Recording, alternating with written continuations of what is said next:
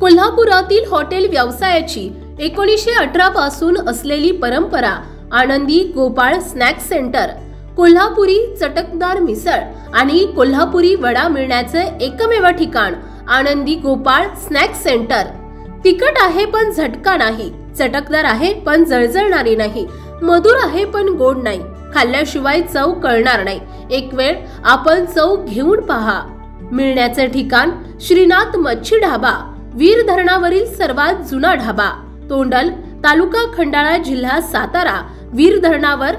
Mobile number 9960885771 आणि 9767164161।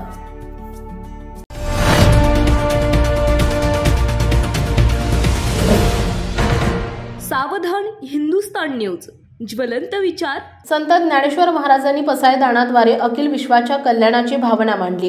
ज्ञानेश्वरीतील हा विश्वात्मक विचार भारतीय संस्कृतीचं मूळ असून तो जगाला मार्गदर्शक आहे, असं प्रतिपादन मुख्यमंत्री देवेंद्र फडणवीस यांनी केलंय। संत श्रेष्ठ श्री ज्ञानेश्वर महाराज यांच्या सप्तशतकोत्तर सुवर्ण महोत्सवी जन्मोत्सवा दिनानिमित्त आयोजित संत ज्ञानेश्वर महाराज यांच्या समाधी मंदिरावर सुवर्ण कलशारोहण समारंभात ते बोलत होते। यावेळी उपमुख्यमंत्री एकनाथ शिंदे, ग्रामविकास मंत्री जयकुमार गोरे, विधान परिषद उपसभापती डॉक्टर नीलम गोरे, प्रमुख जिल्हा आणि सत्र न्यायाधीश महेंद्र महाजन, हरिभक्त पारायण मारुती महाराज कुरेकर, हरिभक्त पारायण नारायण महाराज जाधव, खासदार श्रीरंग बारणे, आमदार उमा खापरे, बापूसाहेब पठारे, महेश लांडगे, बाबाजी काळे, देवेंद्र पोटे, माजी नगराध्यक्षा वैजंता उमरगेकर, माजी नगराध्यक्ष बबनराव कुऱ्हाडे पाटील, राहुल चितळकर, सुरेश वडगावकर, रोहिदास तापकीर, संत ज्ञानेश्वर महाराज थोरल्या पादुका देवस्थान ट्रस्ट अध्यक्ष, माजी विरोधी पक्षनेते डी भोसले पाटील, पुणे जिल्हा वारकरी महामंडळ अध्यक्ष विलास तात्या बालवाडकर यांच्यासह देवस्थानचे मानकरी, देणगीदार आदी उपस्थित होते। मुख्यमंत्री देवेंद्र फडणवीस म्हणाले, आपल्या संस्कृतीतील प्राचीन मूल्ये जपण्याचे श्रेय वारकरी संप्रदायाला जाते। ही मूल्य विचारांची परंपरा पुढच्या पिढीपर्यंत नेल्यानं आम्ही परकीय आक्रमण होत असताना राजकीय गुलामगिरी स्वीकारली,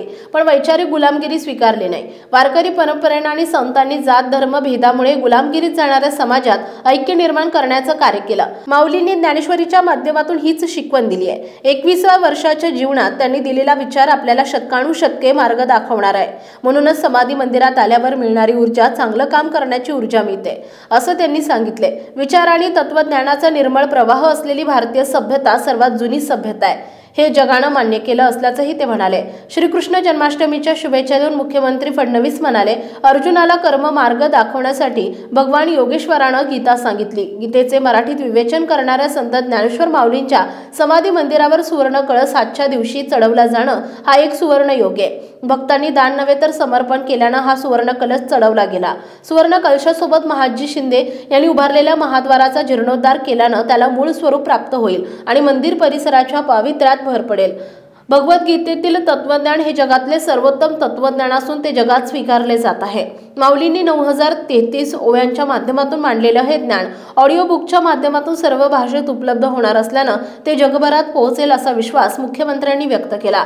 उपमुख्यमंत्री श्री शिंदे म्हणाले, मंदिराच्या महाद्वारातून भक्त माऊलीचा गजर करत पुढे जातात। ही वारकरी परंपरा फार मोठी आहे आणि ती पुढे नेत असताना समाधी मंदिरावर सुवर्ण कलश चढवला जाणं ही महत्त्वाची घटना आहे। भाविकांच्या योगदानामुळे या क्षणाचे साथीदार होण्याचं भाग्य सर्वांनाच मिळाले। वारकऱ्यांसाठी ज्ञानोबा हा श्वास आणि आळंदी ही काशी आहे। अलंकापुरी म्हणून परिचित असलेली आळंदी मराठीसाठी आणि भागवत धर्मासाठी महत्त्वाचं स्थान आहे। आज नव्या संकेतस्थळाच्या माध्यमातून भागवत धर्मातील विचार प्रसाराची ही परंपरा पुढे नेण्यासाठी ज्ञानेश्वरी ऑडिओ बुकचा स्तुत्य उपक्रम राबवण्यात आलाय। ज्ञानेश्वरीतील ओव्यांच्या 2 ते 3 मिनिटांच्या ऑडिओ क्लिप तयार करून पुढच्या पिढीपर्यंत हा विचार अधिक प्रभावीपणे पोहोचवावा असे आवाहन केलं आहे। यावेळी शिंदे म्हणाले, देशात परकीय आक्रमण होत असताना भागवत धर्माला जिवंत ठेवण्याचं कार्य वारकरी संप्रदायानं संतांनी केलंय। वारकरी संप्रदाय समाजाला सन्मार्ग दाखवणारी मोठी शक्ती आहे, त्यामुळे आपली संस्कृती कोणीही नष्ट करू शकला नाही। संत महात्मे अशावेळी सुविचार समाजात रुजवित होते। संत ज्ञानेश्वरांनी कर्म, ज्ञान, सदाचार, नीती, भक्तीची शिकवण दिली आहे। त्यातून समाजाला विशाल दृष्टी मिळाली। शेकडो वर्षानंतर आजही माऊली अखंड आणि पवित्र अग्निहोत्राप्रमाणे जगाला ऊर्जा आणि प्रेरणा देत आहेत।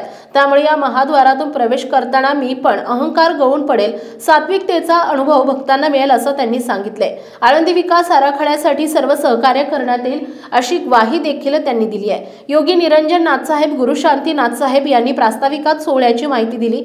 श्री ज्ञानेश्वर महाराज समाधी मंदिरात सौर ऊर्जेचा उपयोग सुरू करण्यात आल्याची देखील माहिती दिली। मुख्यमंत्री फडणवीस यांच्या हस्ते सुवर्ण कलश पूजन आणि श्री ज्ञानेश्वरी सार्थ ऑडिओ बुक विविध भाषांमध्ये उपलब्ध असलेल्या श्री ज्ञानेश्वर महाराज संस्थान कमिटीच्या संकेतस्थळाचं विमोचन करण्यात आलं। मान्यवरांच्या उपस्थितीत भाविकांच्या वर्गणीतून तयार करण्यात आलेला हा 22 किलो सुवर्ण कलश सुमारे 22 कोटी रुपये देणगीतून समाधी मंदिर शिखरावर हरिनाम गजरात चढवण्यात आला।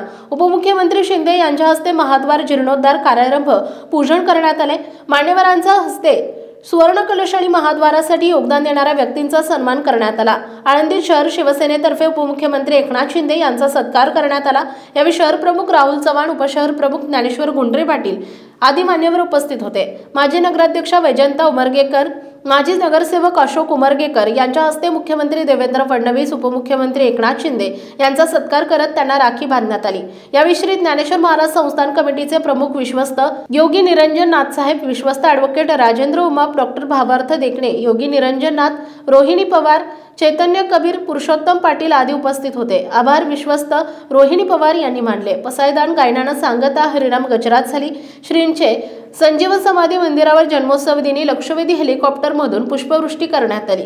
सोहळ्यानिमित्त आळंदी मंदिरासह आळंदी शहरात विद्युत रोषणाई पुष्प सजावट करण्यात आली होती। आळंदी पंचक्रोशीतील सर्व शाळांमध्ये आणि गावागावातून श्रींच्या प्रतिमेची मूर्तीची मिरवणूक, पालखी रथोत्सव मिरवणूक शासनाच्या आदेशानुसार हरिनाम गजरात काढण्यात आली। सर्व शाळांमध्ये पसायदान गायन उपक्रम राबवण्यात आला।